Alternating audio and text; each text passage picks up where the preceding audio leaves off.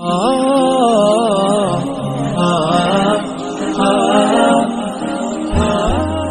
خاتون مجھے ملنے آئی، ملانے والے نے مجھ سے کہا کہ اس کا خاوند کھربوں پتی، ارب پتی نہیں، کھرب پتی آدمی ہے، کھرب پتی پاکستان میں 2-4-10 آدمی ہیں۔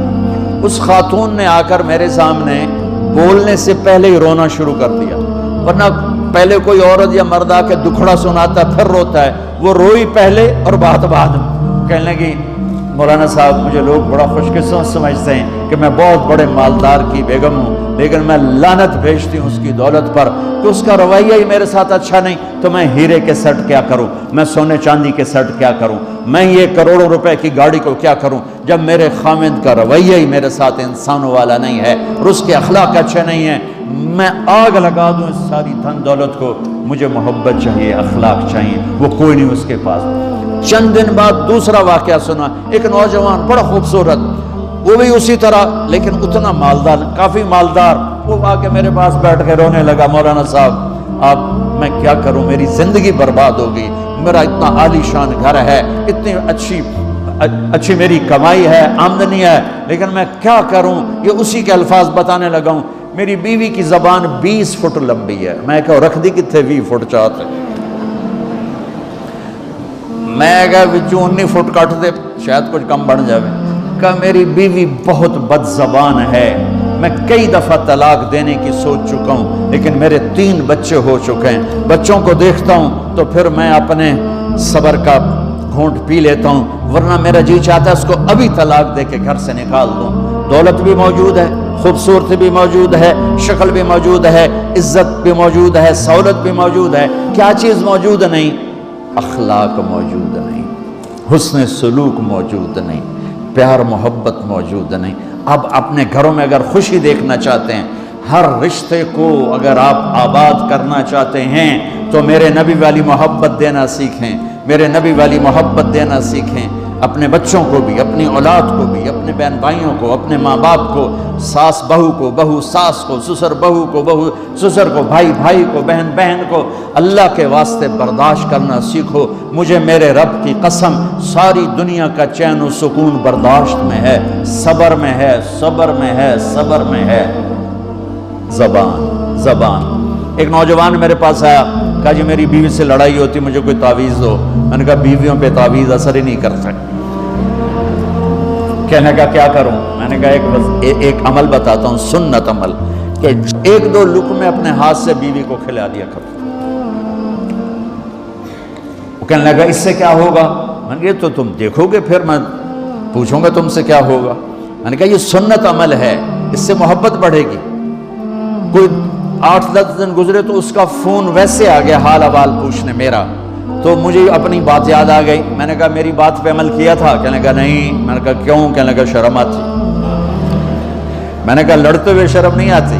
کبھی کوئی کمزور سے بھی لڑتا، عورت تو بیچاری کمزور ہے، چلو یہاں کی عورتیں طاقتور ہیں، سنا ہے کہ بڑی شیرنیاں ہیں اور ان کے خامد سارے بکری یہ شیر ہیں، الٹا ہی کام ہے، یہاں عورتیں شیر ہے، خامد بکریاں ہیں۔ چلو بھائی تم مہربانی کر کے اپنے خامدوں کو عزت دو، اور ان سے کہہ دو اپنی بیویوں کو عزت دو، محبت سے رہو۔ تو میں نے کہا بے وقوف، کبھی کمزور کے ساتھ بھی کوئی لڑتا ہے، اس میں تمہیں شرم نہیں آتی؟ اور اس میں شرم آتی ہے سنت۔ میں نے کہا چل کر اور مجھے بتا۔ کوئی 2 گھنٹے بعد اس کا فون آیا، کہا مولانا دوپہر کا کھانا تھا، میں نے اپنی بیوی کے منہ میں لقمہ جو دیا نا تو اس کا منہ وہیں کھلا رہ گیا۔ وہ کہنے لگی تو نے خود تو کیا نہیں، کسی نے تجھے بتایا ہے؟ کس نے بتایا؟ تو بتا، تیرے اندر یہ ظرف نہیں ہے، تمہیں یہ سبق کس نے پڑھایا ہے؟ اس نے کہا مجھے یہ سبق مولوی طارق جمیل نے پڑھایا۔ تو کہنے لگا میری بیوی نے ایسے اپنی جھولی اٹھا لی اور کہا مولوی طارق جمیل اللہ اس کے بچوں کو سلامت رکھے جس نے تمہیں انسان بنایا۔ میرے بھائی بہنوں صبر کرنا سیکھو۔ ہماری ایک دھوبند تھی ماسی شریفہ، مر گئی بیچاری، تو وہ آگئی میری بہن کے پاس، چھوٹا قد، موٹی ڈٹی تو بڑی لڑکی، پوری شیرنی۔ وہ آ کے کہنے لگی میری بہن کو، میری بہن تو انہوں چنگی طرح جان دی ہے، بی بی ہے میری نوما بڑیاں لڑ دی ہیں، میں نے کوئی تویز دے ساریاں میری نوکر بن جانا۔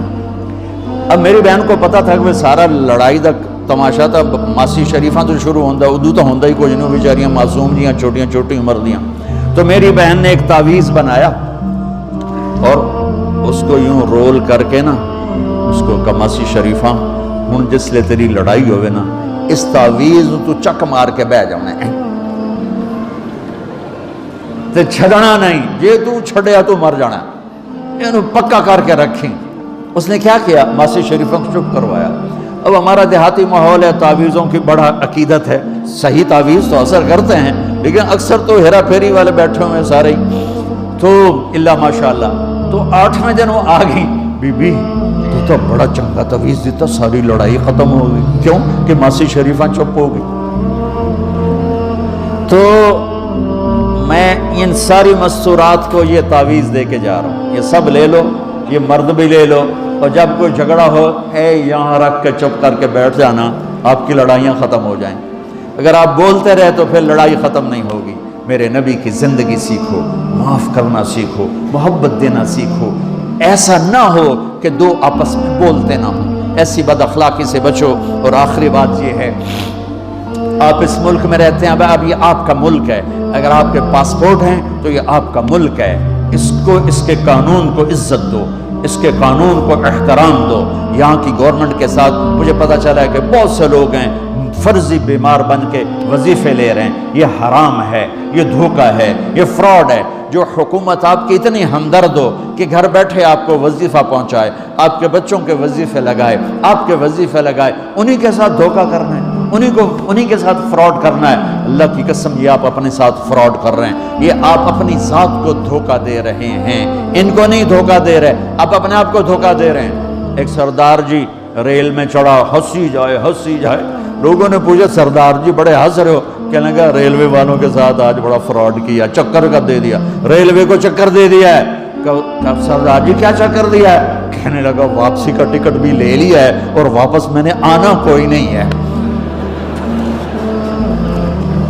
میں کہا سردار جی اپنے آپ نے چکر دیتا ہے تسی تو جتنی 2 نمبری کرنے والے ہیں یہ اپنے آپ کو چکر دینے والے ہیں۔ اللہ کے واسطے اس حکومت کا نہ ٹیکس چراؤ، نہ ایسی 2 نمبری کرو، نہ یہاں کی بچیوں کو دھوکہ دے کر کاغذ بنانے کے لیے شادیاں کرو۔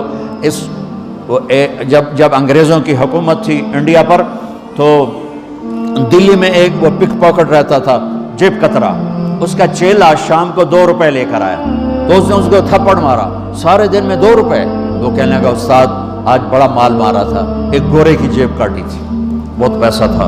جب میں 4 قدم چلا، سننا ذرا اس زمانے کے چور کا ایمان سننا، کہنے لگا جب میں 4 قدم چلا تو مجھے خیال آیا اگر قیامت کے دن عیسیٰ علیہ السلام نے میرے نبی کو گلہ دے دیا کہ آپ کے امتی نے میرے امتی کی جیب کاٹی تھی تو میرے نبی کو شرمندہ ہونا پڑے گا۔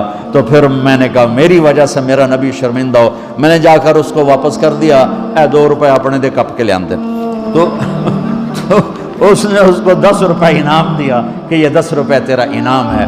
آپ اس ملک کے اگر ہیں، آپ کے پاسپورٹ ہیں تو آپ یہاں کے ہیں، آپ اپنے پیچھے اپنے رشتہ داروں کی مدد کریں، جو مرضی کریں، لیکن میرے بھائی بہنوں اس سے اپنا ملک بنا کے چلو، یہاں غریبوں پہ خرچ کرو۔